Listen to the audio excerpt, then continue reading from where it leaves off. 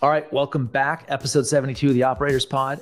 Before we get into the agenda, thank you to our sponsors today, Northbeam, Fulfill, and Postscript. Without them, there is no pod. Today's going to be a fun one. We are going to go across the board of consumer. We're going to start by Sean convincing us why you should never run a sweeps, right? Everybody hears about the Ridge sweeps. They give away cars. It's a whole big thing. It's really successful for them.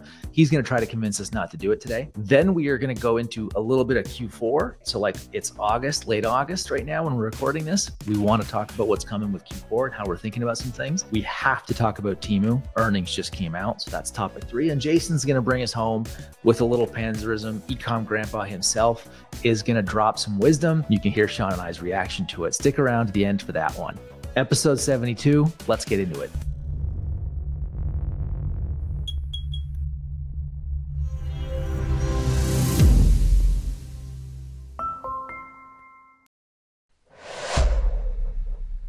Guys, I want to talk to you about Fulfill, one of the sponsors of the pod, and why we are big fans. They have built a modern ERP that is built for digital entrepreneurs that want to keep their books in order and want to make sure that they're driving their business forward, have good reporting and good visibility into their inventory, into their financials. These are things you have to grow, and Fulfill has done a great job of it. One of the things I love about the company, they're bootstrapped. They don't have outside investors, so they're able to build the company the right way. From their pricing model to how they add features, they've been able to do it in a way that's entrepreneur friendly. Sean uses them. They're a great product. I would encourage everybody to check them out. Fulfill, thanks for being a sponsor of the pod. All right, let's get into it. Sean, why don't you kick us off today and tell us why we should not do a sweeps?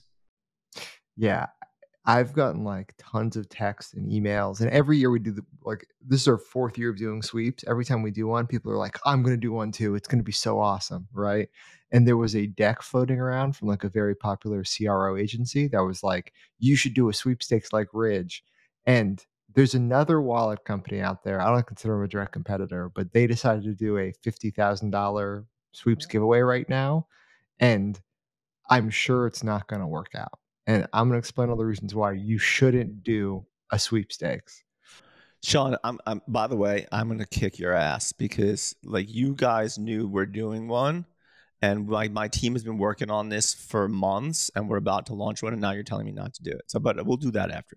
Yeah. I mean, our sweepstakes turns the summer months into 8-figure months, right? So like this August, this September, we're going to do at least 8 figures in revenue each one of these months. So you can make a ton of money doing these sweepstakes, but people just trying to like shoehorn a sweepstakes into their brand, I think just feels very passe, right?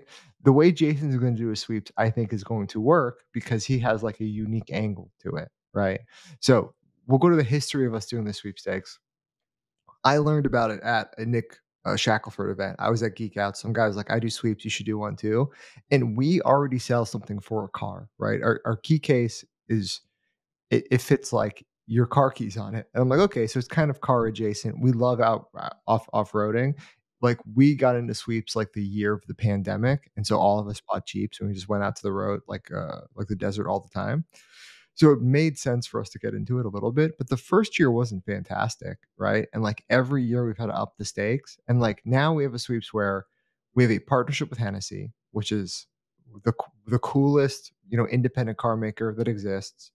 It's our 3rd year of doing it. We have customized products with them. We have a Cybertruck we're giving away with a customized Cybertruck product, right? And then we're taking these cars and we're putting them in 20 plus YouTubers videos. So it's like just so holistically planned out. And I can't tell you how much of a pain in the ass it is to get cars in YouTubers videos, right? Because they're all across the country. And we have 2 trucks that we have to get places. So one person can't drive them. You need 2 people to drive the trucks there and then 2 people to Uber back, right? Oh my and God. like this car started in Texas where we picked it up. It went to New Jersey. It went to Utah. It went to LA. It went back to Utah. It went back to LA. And like you have to, like, people aren't driving those places. We're getting them freighted around. So it's super expensive. And then you got to deal with a bunch of people who your cars up. So like Like the cars have had speeding tickets, they've had flat tires, they've had keys locked in them, we've had keys lost, and the worst part is the Cybertruck has a panel that fell. Like one, I think the roof of the Cybertruck, like a panel fell off, and now on the side a panel fell off. And the Cybertruck's gold plated. We can't just get spare parts. They have to be gold plated for it to match. It is such a logistical pain in the ass to get this You're done. describing Costco Roadshow. That's why Yeah. I'm laughing. It's funny. But yeah, dude, like everyone is like, oh, I'm gonna do a sweeps. Like it seems like such a moneymaker. I'm like, you don't understand that we had to put up $500,000 in cars, right? Like I bought cars, and I bought the cars 6 months ago or 8 months ago to shoot content with them. Then I have to pay for the transit, pay for YouTubers, dude. The insurance, because 20 YouTubers are driving it, so you have to add everybody to the insurance so that because yeah, it is just such a pain in the ass. So I think people should look at doing sweepstakes. It's a really fun summer event. But we've had other people like just try to give away a car too. And like this is not our unique thing. I stole the idea from somebody else. But when I stole the idea, I also thought it was going to be easy. But this is the 4th year of doing it. And you just have to continue to integrate it into your business, right? Like how long you do it for, like the partners you bring on. This is the best sweeps we've ever done. And like the results show it, right? We're able to grow at least 50% plus year over year during a really strong sweeps last year. And that's because we have new products, integrated products, like all of these cool integrations with YouTubers and whatever else. So just something to throw out there that it's not as easy as it looks. Sean, what did you see in the first year that made you keep going? This is a pattern with you, by the way. Because remember, I don't know if you remember, you talking about your initial Father's Day. When you guys first tried to make Father's Day a thing, you were like, it just didn't work that well in the first year. And then by the 3rd or 4th year, you're like, okay, now Father's Day is this really big moment for the brand. What did you see in year one that you were like, okay, that was okay, but like why repeat it, I guess, for those people listening? Well, yeah, because the first time you do anything, it's gonna suck. Like the first ad you make, the first landing page, the first product is always gonna suck. Like every time, because we launch a lot of products too, and the first version of them, it's like it's like a prototype. Like when you release it, you have to see what breaks, then you can improve it over time. The reason why we kept doing it, I think the main reason was the content looked really good. It was the first time we had like a good ad because like it was like in the world, cars driving, off-roading. We had actors, like we had like there was a thunderstorm we captured. Like it was just really amazing content. And that was so refreshing for us because we've shot a person holding wallet has been the only ad for 8 years at that point. Right? Like it just gave us a new canvas to like tell a story on. So that's probably why we kept doing it. And I think the second year we got Hennessy involved, and then we had like a better car picked out. The first year was just like a Gladiator we picked up already tricked out.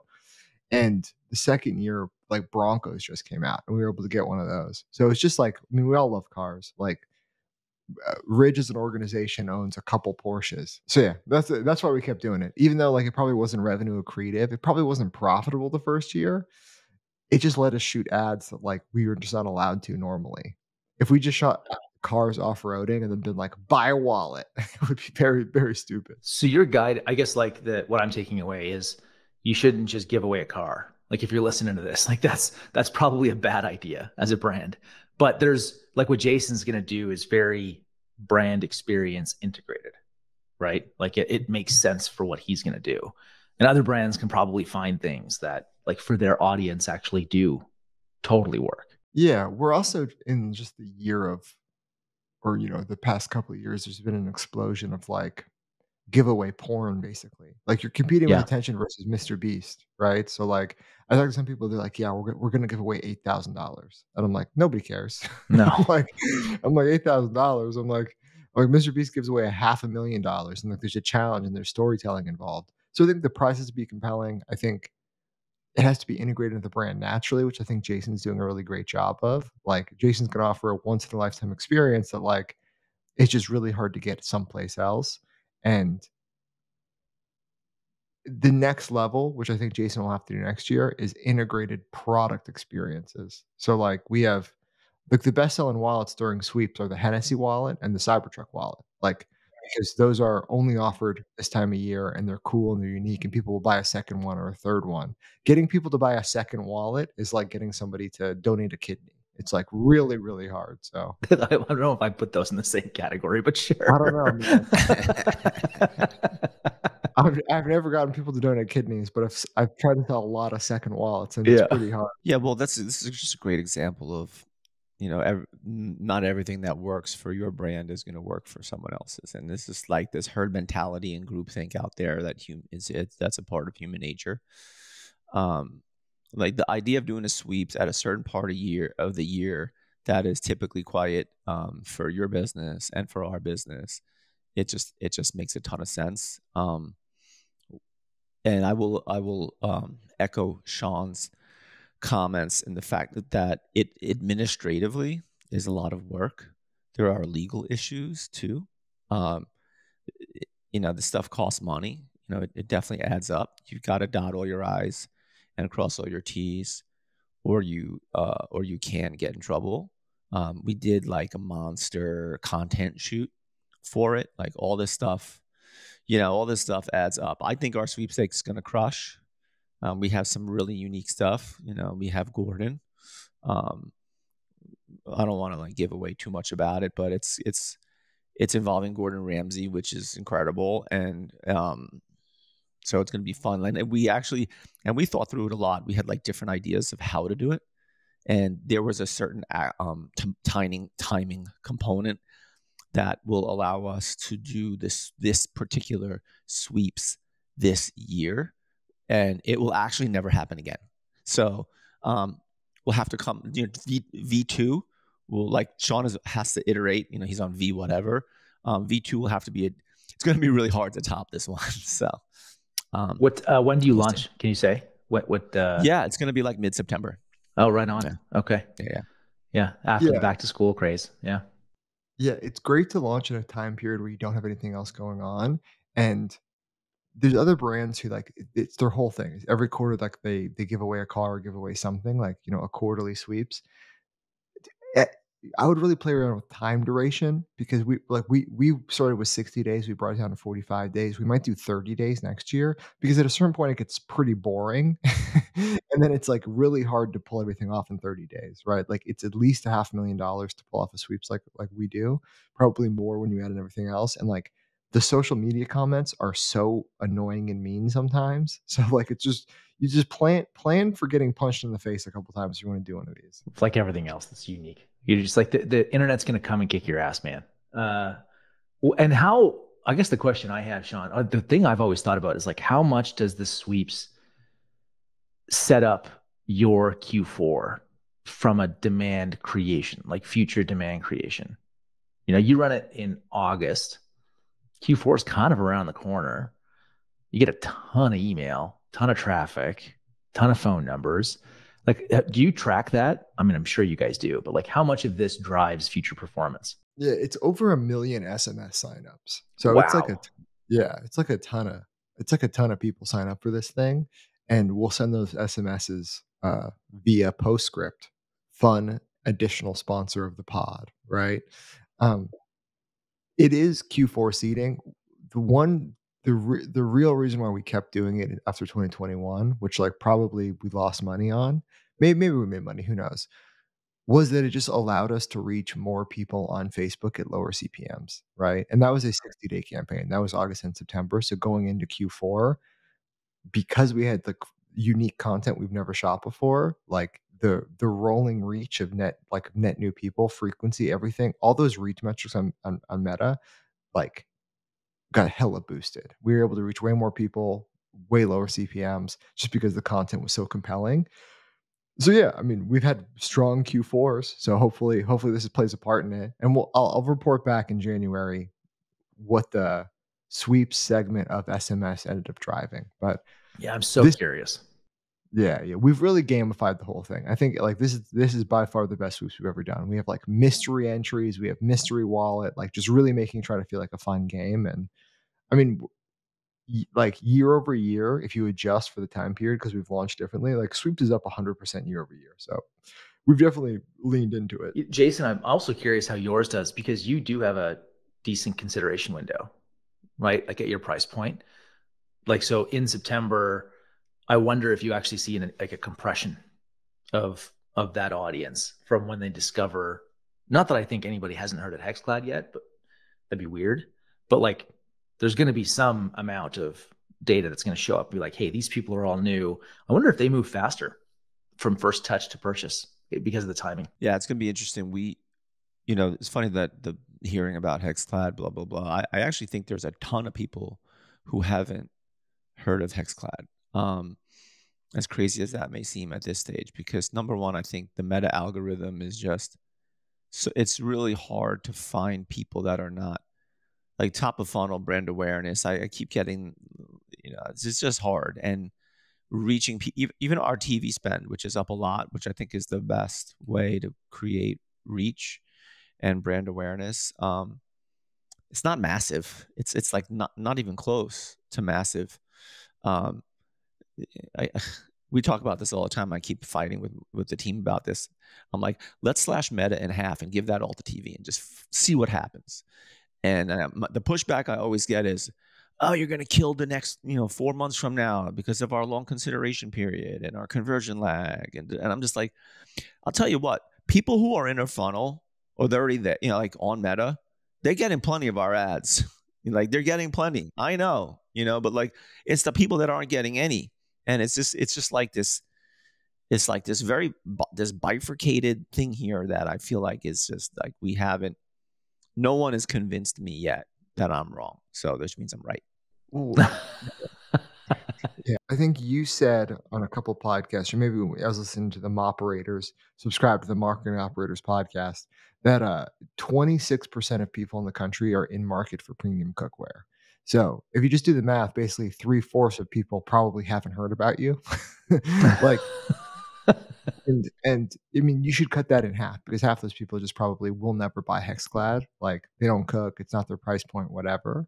But 26% of people definitely have heard about you, and that means there's probably half the country still left to conquer. And yeah, you're probably right. Those people are harder to find on Meta using the same tools. I think slowly over time, what additional 1% will enter into that market as people move, look for housing, and then redo their kitchens. Like they'll get into that market over time. So maybe 26% this year, next year will be 30%, year after maybe 33. But you can definitely jumpstart that by just finding people off Meta and pushing them in. Would I take half of your Meta budget and put it into TV? I don't know if I would do that, but I would definitely experiment with other unique placements for sure. I don't believe in TV as a platform at that level of scale. I think TV is good, and you should definitely spend money on TV. But we're talking, do you want to go from, let's just call it 100K a month to 2 million a month? That's crazy. Yeah. I'm exaggerating, but I think our mix has to change in that direction. Sean, can you back up? Tell me, why don't you believe in TV at that kind of scale? Like, isn't it still a significant chunk of advertising dollars in America goes into television? There's just a huge percentage of the population that consumes a lot of media there. Yeah, I think it's 40% of ad dollars are spent on TV. But 10 years ago, it was 90% of ad dollars were spent on TV. Yeah, sure. Yeah. Yeah. I think there's probably a better use for that money. Should Jason, let's say Jason currently spends $100,000 a month on TV, and he's talking about going to $1 million. I think he could probably spend 400 grand on TV pretty effectively. But then the rest of the money I would put into just non-meta advertising channels. Like, I mean, look, Jason does influencer better than anybody, but I'd just do more influencer, and I'd get out of the cooking influencer space. That's what I would do. I would go into, tech influencers. Just like I would have Linus Tech Tips, an amazing partner of ours. We have a wallet coming out in a couple weeks with them. I'd have Linus Tech Tips just be like, yeah, hey, you buy computers that are $3,000. How would you like a pan? That's what I'd go into. Sean's not writing scripts for Linus. Worst transition in history. By the way, if you want to see if you guys want to laugh later, you guys should go on the cooking influencer side. There's this guy called Chef Reactions. he's just like this deadpan, really sarcastic East Coast chef. And he's freaking hilarious. Like if you need laughs, just go listen to scroll through his feed on TikTok or Instagram. He's just so good. I like his account. He looks like our age-ish. It's chef reactions. Oh God, it's good. Yeah, so good. You want to hear something weird? Jason Calacanis invested in this guy. Like I don't know what the business is. Yeah. But Jason Calacanis talked about investing in Chef Reaction. So stop.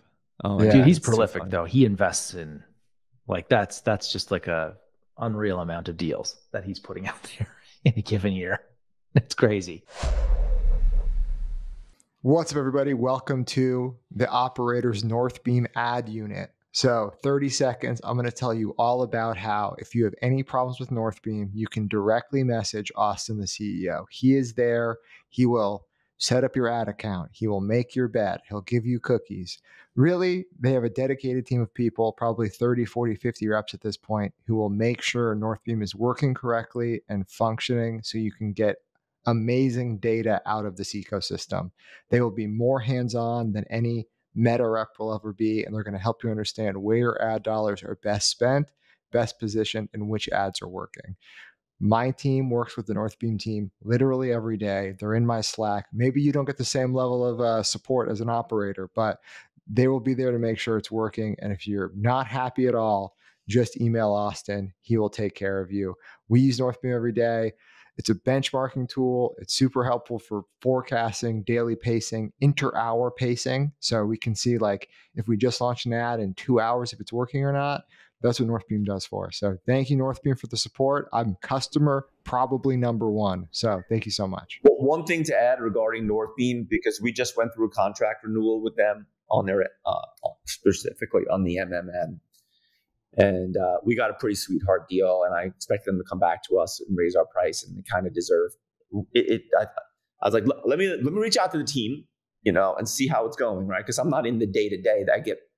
I get feedback, and the team was like, they have improved the MMM so much since we started it that they were like, we should definitely pay for this increase. So.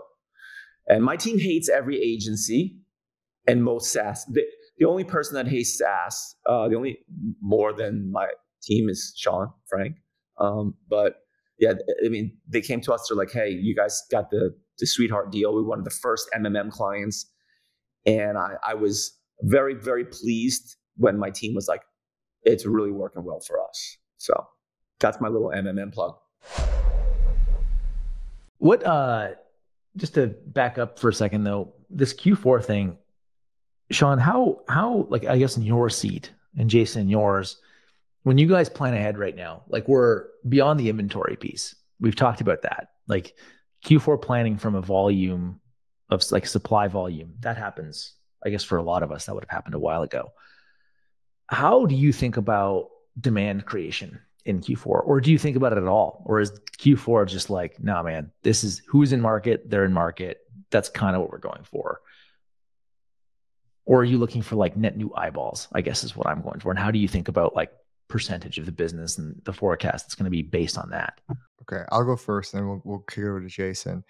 I think I'm probably pretty similar to Jason, where like about half of our revenue happens in Q4. I mean, sometimes some years it's 45%, some years it's 55%. But yeah, basically half of our revenue is going to come this Q4. And that's with Father's Day and sweeps and anniversary sale and everything we do for the first 3/4 of the year. Like you just can't match the people who are just in demand for gift giving for the holidays. So I don't think we really influence all that much who's in market for gift giving. We just have to be there with a great offer to win over those people. There's a very viral tweet that's going around right now that men have never bought a wallet and every wallet's been given to them. It has like 500,000 likes on Twitter, right? Like posted on like meme accounts on Instagram. And I'm like, yeah, it's true. like I don't know what's controversial there. We sell wallets to wives, girlfriends, kids, brothers, and they just give it to somebody else, right? Because it's a perfect gift. It's uniform. There's no sizing. So that's the wallet business. It's just capturing the demand that exists in the gift giving space, having the best offer, the coolest stuff, and like satisfying all of those pain points.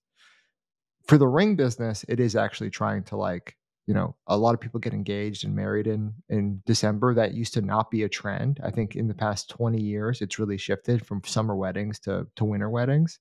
Probably 30% of all weddings are happening in December at this point. Um, and so it's just capture like that. That is also just like getting our name out there that like we are an option for men's wedding bands. And then travel's the unique one. We could not run travel ads last year. We just didn't have the stock. They were sold out by December. I mean, we should have enough stock to do $5 million in travel in November if we wanted to. So we're going to see if we can do that. That is, you know, a new form of like net eyeball expansion for us. Is like we've never had a travel offering before in peak holiday. We're going to try to get out there and win those people. But Jason, are you about 50% of your revenue happening in Q4? Yeah, probably in between 40 and 50. I would say in the midpoint of that. It's a big purchase. We sell big bundles. $400 AOV, and that's just an average. We have a lot of people buying a 12-piece set, which is $699 retail. And then you have some people coming in and you really can't buy much for under like $150 from us. So you kind of average it all out and it comes out to the 400. So we just know people are waiting. I mean, I get people hit me up like business contacts and they're like, hey, your Labor Day sale is on. Is that the best sale or should I wait to BFCM? I hate that people question. Are just waiting, and I get it. And like we actually last year, it's funny, we've been having this conversation internally because I think consumer demand is definitely down this year. Our numbers are still great, but they're not like the sort of windmill dunking on the world like last year and the year before. And one of the things that we did last year for the first time is we really legitimately saved our best deal for Black Friday. In the previous years, we would run that same sort of deal 3 to 6 times a year. And we held it for Black Friday last year. And it definitely worked. And then with one of the things that I woke up like a month ago when I'm looking at our numbers and I'm like, shit, like maybe last year was the anomaly and we should actually run that really good deal maybe 3 times a year, maybe not 6. And it's kind of too late now. And maybe we could do it during Prime because we can do like just really quick shot for 3 days. And that's actually a question maybe to deal with in another one for you. I'll do that in chat actually, because I actually would like everyone's thoughts on that. Like, is running a really great deal now going to take away from BFCM as we get closer?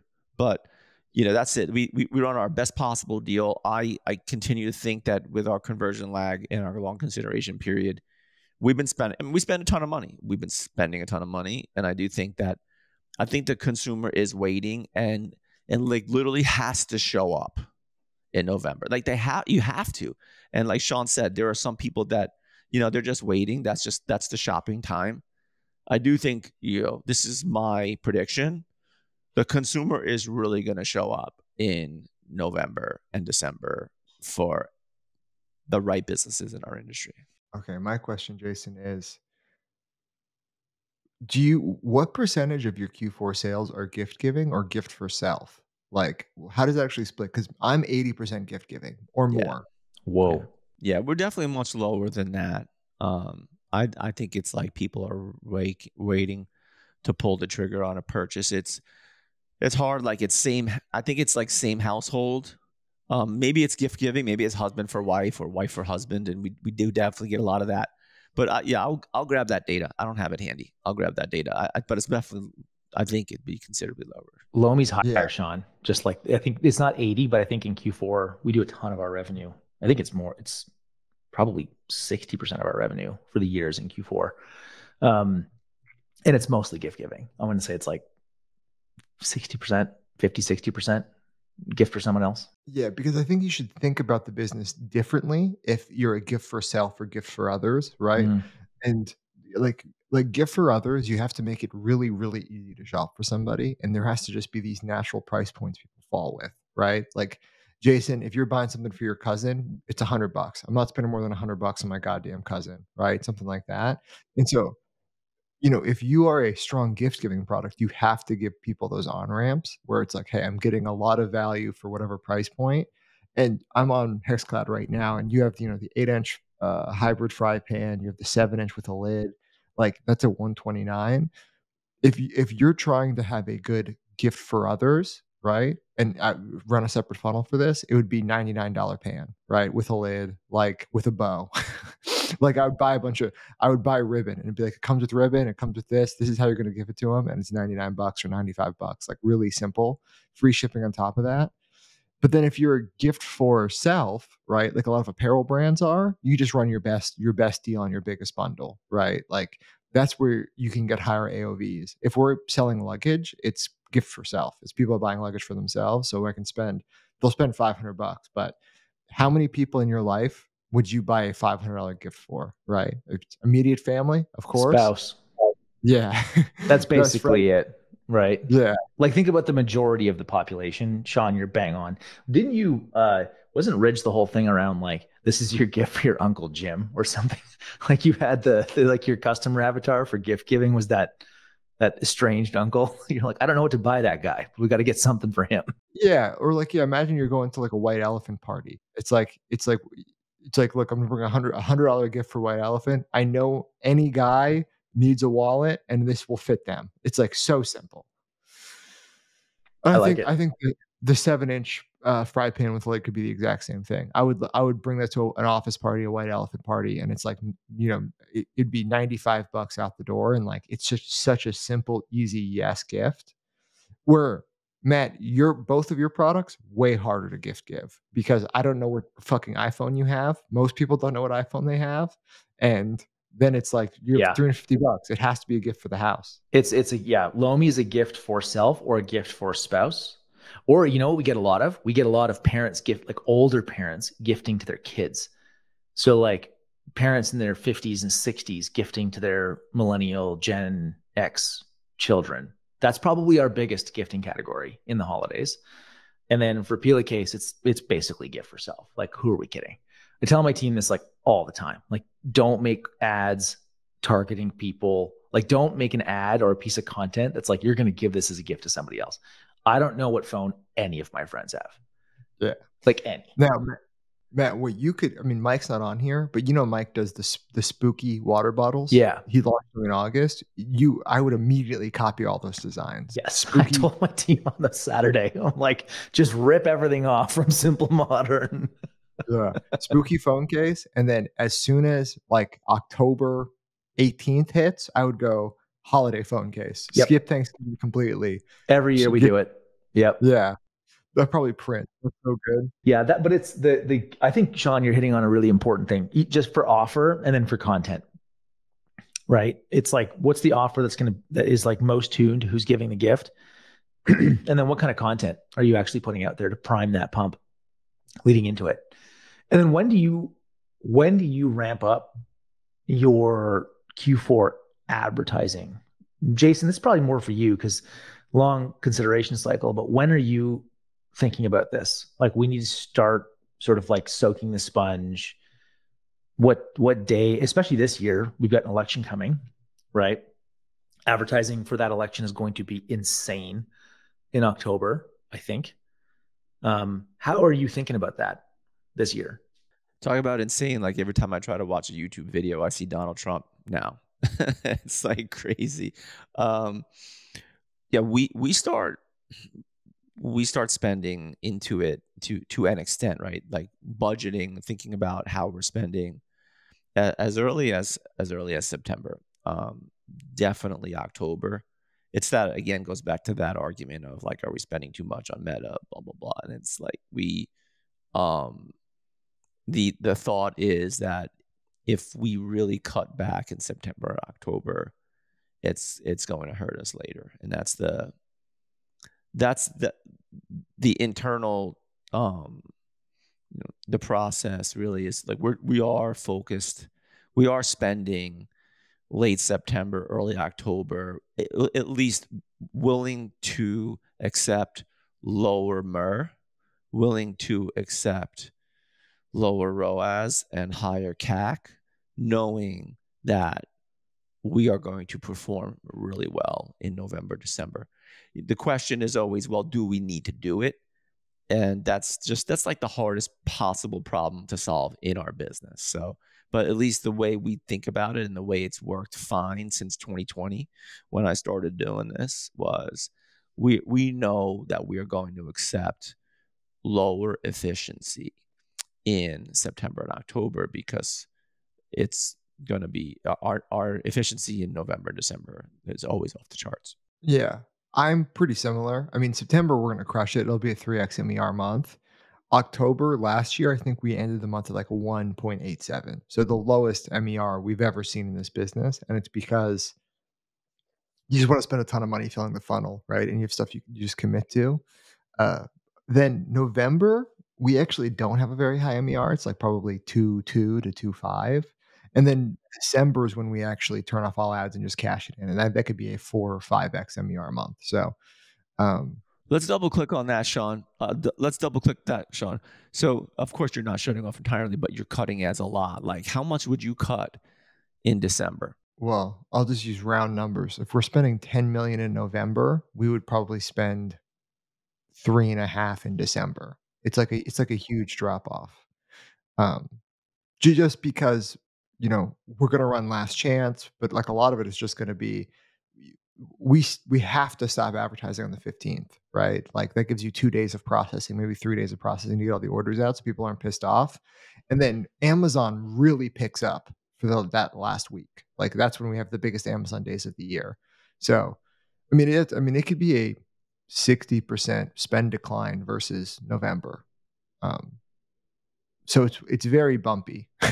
Probably it goes like, 5 million in spend in October, 10 million in spend in November, and then, maybe 4 in December. If that makes sense. That's useful. I like that. That's super useful. Yeah. Yeah. I've always wondered how, I think we kept ads on a little too hard in December last year. And this year we've been chatting about pulling back a bit.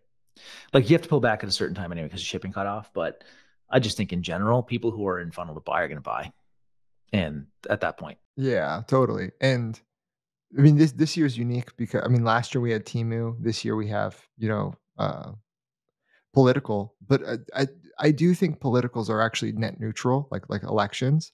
They're net neutral because people spend so much more time online, right? Like, people are just wanting to fight people on Reddit, wanting to fight people on Twitter, going to Facebook comments, right? Like, I think in a year like this, there's been an assassination attempt. There's been a sitting president dropped out. There's been all of this type of shit. I just think time on internet is just going up.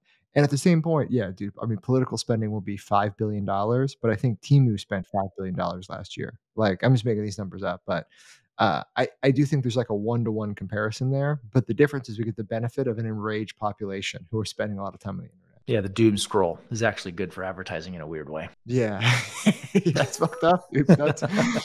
Is everyone else's feed on Twitter just like beyond annoying right now? Yeah, it's so bad. It's like I get the politics stuff, but I don't know what rabbit hole I accidentally got down, but I'm getting like all this like anti-Semitic stuff now. Maybe it's Israel, Gaza. It's crazy how much hate there is out there, like doom scrolling. And I'm not just talking about that. Like there's people hating on everything. It's crazy right now. I'm finding myself having to like, Twitter used to be my information source and Instagram was like my happy source. And I'm like just having to put the information source down a lot more. Yeah. The problem with a platform that like, you can make money off of reach, right? They're paying creators, which I think is the correct thing to do. I think every platform should pay creators, but it incentivizes people to be as outlandish as possible. You just have to mute words in accounts. Like I've muted so many words. I'll show you my list, dude. You just got to like, please. Yeah. Send it to Jasper. Drop it in chat. I want to see this. Yeah, dude. I cannot see dead people. I'm like, bro, I'm just trying to live my life selling wallets on the internet.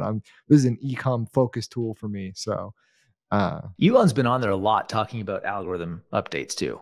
Like, I saw him yesterday acknowledge like there's certain things broken that really bother him right now.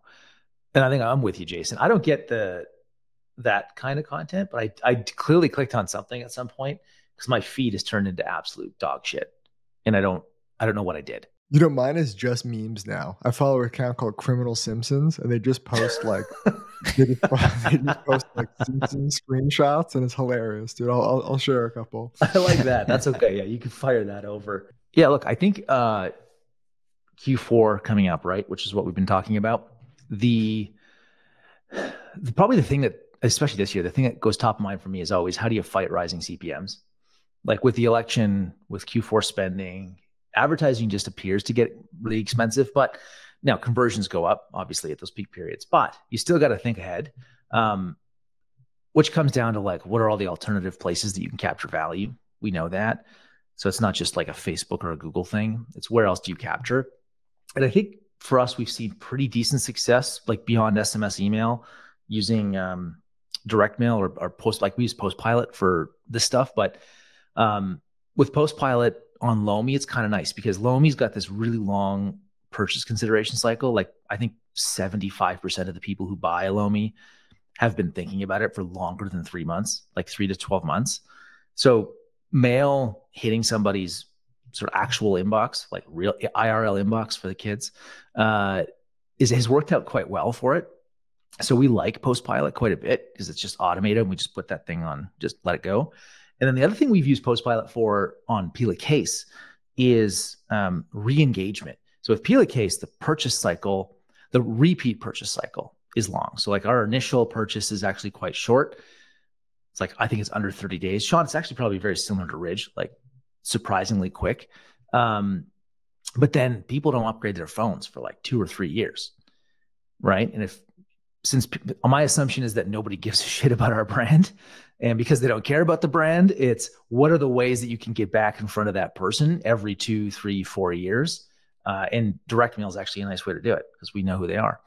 So if it's useful to people, that's kind of what we use like actual physical mail for. And Postpilot's actually been a great partner. Like I really like what they do. I like the team. They've just been great. I know, Jason, you've used them a bunch too, right?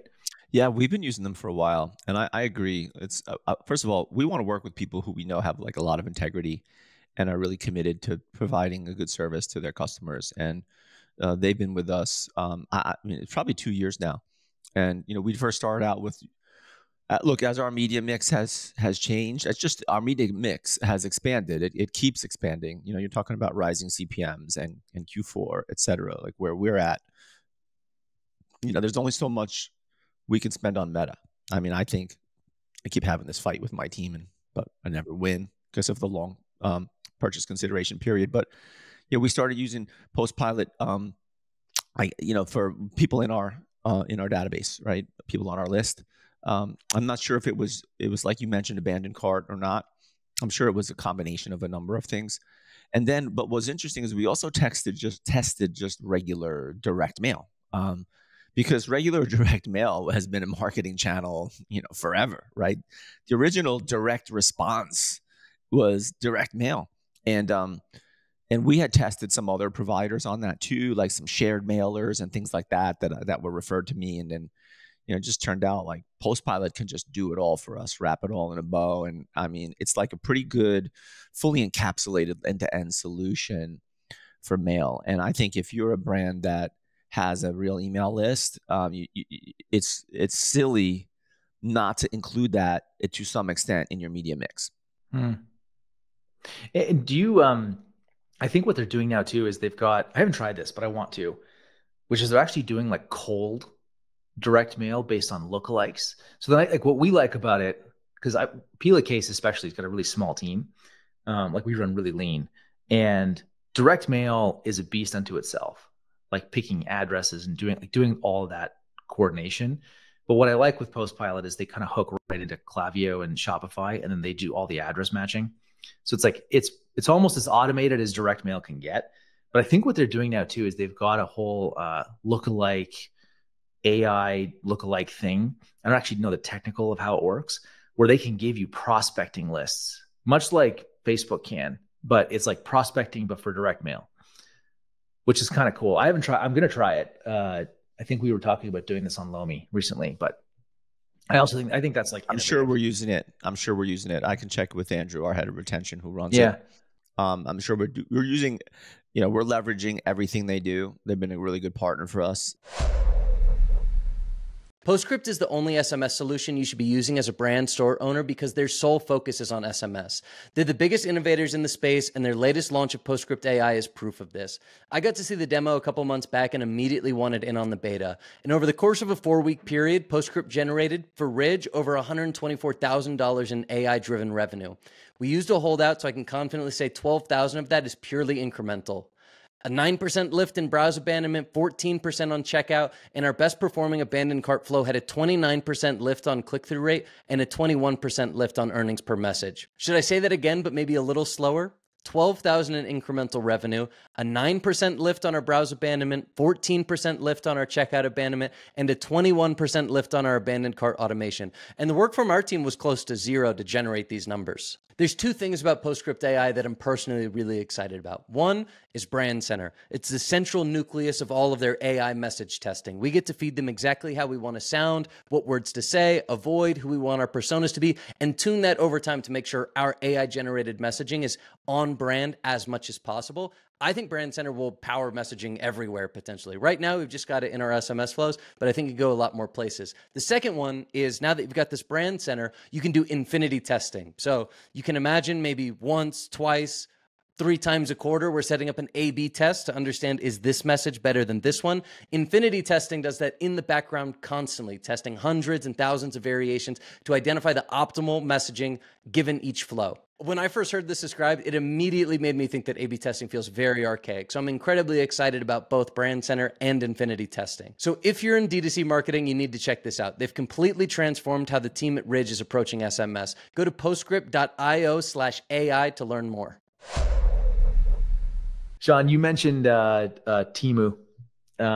Earnings just came out. Do you want to hit on Temu a bit and kind of your thesis or what you mentioned before? I'm like, I guess thinking ahead to Q4, right? Like, what are all the variables that smaller brands are going to be up against? And last year, Temu was a big conversation, and then Amazon Prime Day in October was a bit of a shit show.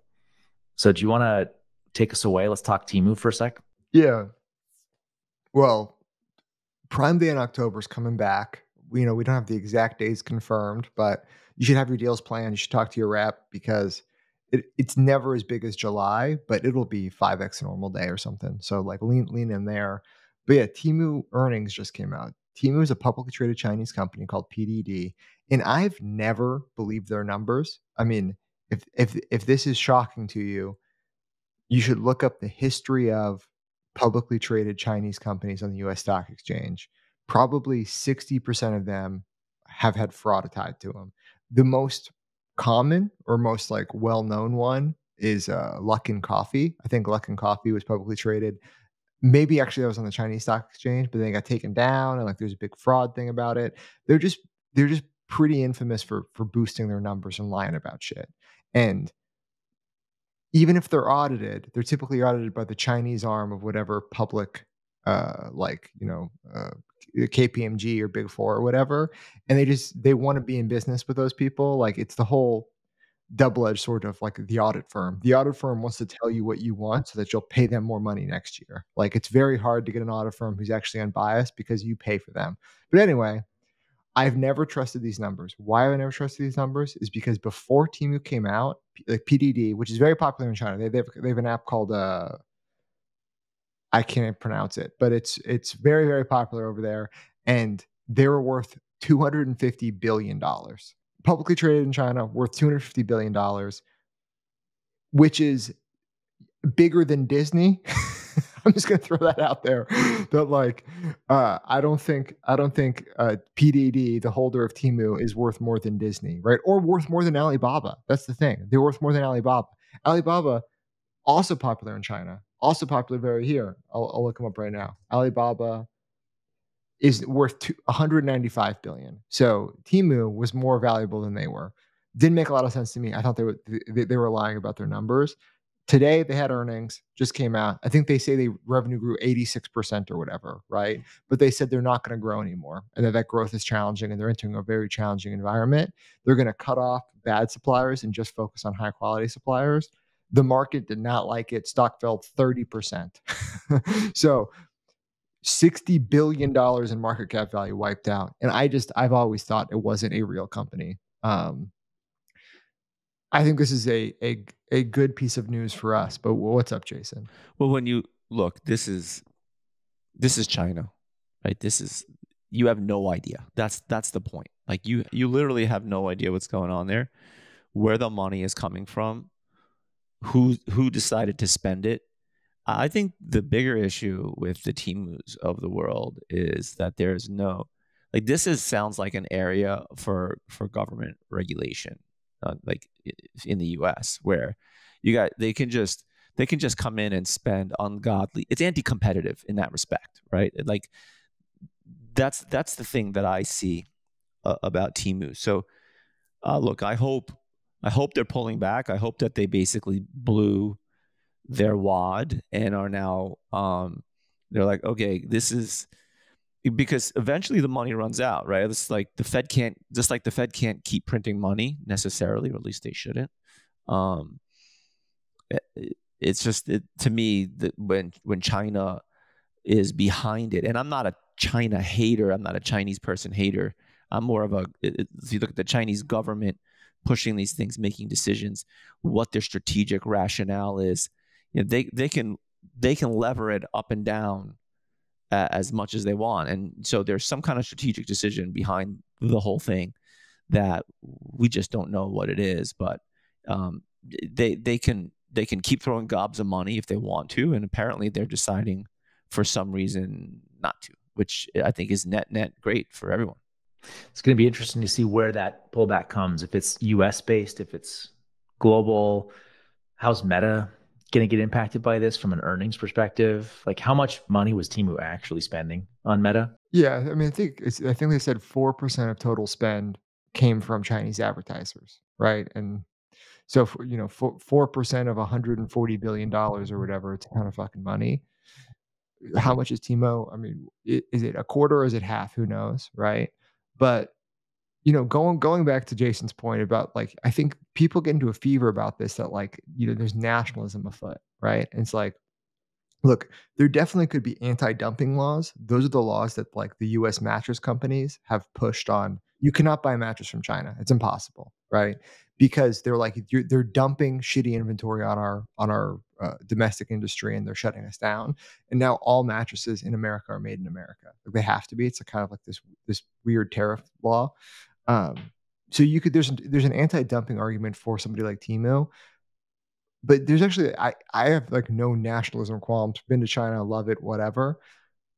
It's just they have, like, China is still so early in the stock market. The US had Enron, right? And that created all of this regulation that, like, it's very hard to do corporate fraud. Corporate fraud still happens, right? Like, there was the guy from, maybe it was Bed Bath & Beyond, who killed himself, like the CFO, right? Because he was committing corporate fraud. I mean, allegedly. I don't really know the details, so I'm sorry for saying that if that's wrong. But we had Enron, and then it got really hard to commit public stock fraud. They just haven't had enough shit like that, so they just commit fraud a bunch. Like that's like, I don't think the Chinese government's necessarily involved. If anything, they hate big tech, and they've actually tried to squash Alibaba and steal money from them. But my big thing is, like, I don't trust the fucking stock, and they just said they're not going to grow anymore, and the stock market hated it. It's probably a net win for all of us on this pod. Totally agree. Jason, why don't you bring us home and tell us something positive? Or is your panzerism going to be I'm a terrible human kind of one today? Or we? I'm not ripping on Canada. I'm not ripping on all your vacations. Although I know you got a really good one planned, and I'm super jealous. Yeah, it's coming. Yeah, super jealous. When is that one? I leave on September 30th for Italy, and I'm stoked. Yeah, I just have my family here from there. Came here for 5 days, and I think it was a good preview. Lots of food, lots of wine, lots of me bumbling around really bad Italian. It was fun. Yeah, look, I'll keep it quick. It's just funny. I haven't done a Panzerism in a while. I mean, you guys just create such good content. You don't need me. But just thinking about the elements of success for a professional, and just meeting so many great people through my Hexclad journey, in young people, older people. Everyone talks about your network is your net worth. I love that, but that's not what this is an aside. What I want to talk about is your appearance. I think people don't take this seriously enough. And this goes back like decades in my career. Your appearance matters, and it doesn't matter how smart you are. It doesn't matter how good at you are at your job. Like, you could still be really great and really successful, but if you layer on top of that a great appearance, like that's a rocket booster to your success. And I just see too many people that don't really care about that. And like I said, it won't stop you. Like, not having a great appearance is not going to stop you. And when I say appearance, it doesn't mean you need to be like the best looking person. It's just like putting yourself together a certain way that leaves a mark. And if you're highly skilled at what you do and are really great at what you do, that definitely could be enough for tremendous success. But this is an additional lever, right? And everyone should just be looking for, like, what is an additional lever? I'm looking for additional levers for Hexclad, always. And, there are a lot of people who listen to the pod who are just trying to build their career. And I think, appearance is a huge one. I think there are a lot of younger people that don't think they need that. And when you're really young and you're in your early 20s or even in your mid 20s, and you're just grinding, like, the most important thing is to grind, for sure. But don't forget that when you meet people, unfortunately or fortunately, for whoever it may be, like, people look at you, and that's like that impression that you give people. It matters and it helps. So just people should recognize that appearance matters. No matter how smart or how good you are at your job, your appearance matters. That's it. Sean, I'm curious your take on this one. This is good. I wasn't expecting this, Jason. I like it. Are you saying it because I'm the ugliest guy on the pod? Absolutely. Not at all. Not at all. I mean, look at my appearance today, right? I'm saying it because you're the youngest person on the pod. Well, yeah, I would put what Jason says in the categories. There's like, the base level is basic hygiene. You have to brush your teeth. You have to be clean. Okay. It is this like rule 0, right? And then it is, you have to wear clean clothes. And then you can wear nice clothes. So that's layer 3. It's like, I've always loved fashion, right? I spend more money on clothes than I really should. But like, I never you could just learn basics, right? Just go on men's fashion advice on Reddit. It's like, just wear a shirt, a jacket, non-denim pants. You got it fucking down. And then level 4 would be just being in shape. It's like you don't have to have a fucking 6-pack in a professional setting, but like that's level 4. You don't have to, if you just get to level 1, you're fine, right? Just like basic human, hygiene, and then wear normal ass clothes. I think that's totally fine. Jason, yeah, and by the way, you can take it too far, like the super flashy guys posting their Rolexes on Twitter in their 20s and 30s are kind of silly. I mean, get the Rolex, sure, but like, don't post it. And the guys that are like totally shredded all the time too, to me, it's like, you probably should spend more time working. That's your job at that point. Yeah. I mean, yeah, I'm like, there was a guy in the wholesale world. He had like a wholesale agency, and I met him, I was hanging out with him. I'm like, oh, your whole thing is just, you're a handsome guy. Like, I'm like, that's your whole business, right? Like, he's like always doing his hair, always wearing the coolest clothes, whatever. And I'm like, bro, that is so cringe. So you can definitely take it too far. No, Yeah, so appearance dude. matters in both directions. That's Totally. the point. It's a perception that you care thing, right? So like I agree with this, by the way, Jason. I think for me, I find that like if you're young in your career, right, or you're working for somebody else and you're in an entrepreneurial organization, like driven people tend to want to be around other driven people. And there's like, it's just another signal that you actually give a shit about how you're showing up in the world. So for me, I think it would be dishonest to say that I don't bias towards like people who just genuinely look like they care, right? They try. Like you're just trying. Like it's sort of that old thing of like how you do something is how you do everything. So it's like if you show up and you clearly haven't bathed today, that's not a positive signal to the people you work with. So I think there's like, I like the levels thing, Sean. But yeah, no, I actually think it's really good advice. Like I think my grandfather gave me that advice when I was a kid. Is like, just, dude, the world's going to judge you for your cover, whether you like it or not. Yeah, maybe I'm not saying that the world is right for doing it. No, but that's just it. It is the rules of the game are. They just are. Yeah. Right. Yeah. Yeah, dude. All right. I really struggle with this when it comes to beards. Like, we can wrap it, but dude, I hate having a fucking beard because every day it's different. It just continues to grow, and it's so hard to maintain. I'm like, it's so true. Honestly, it's so true. But it's better than having to shave every morning. Yeah, That's true. The optionality is nice. I like it. We went from Temu and quarterly reports to face hair. I think we should wrap it on face hair. All right. All right, boys. I think that's the pod. Talk soon. You made it. An amazing episode of the Operators Podcast. Thank you for being here. Thank you for listening. Thank you for subscribing to the newsletter. Thank you to Fulfill, the best sponsor on earth. Northbeam, Postscript. They're tied for 2 of the best sponsors on earth. Love them. Love what they do for us. Thank you for being here. Subscribe, like, share. Follow me on Twitter. Follow the other guys on Twitter. Talk to you later. Goodbye.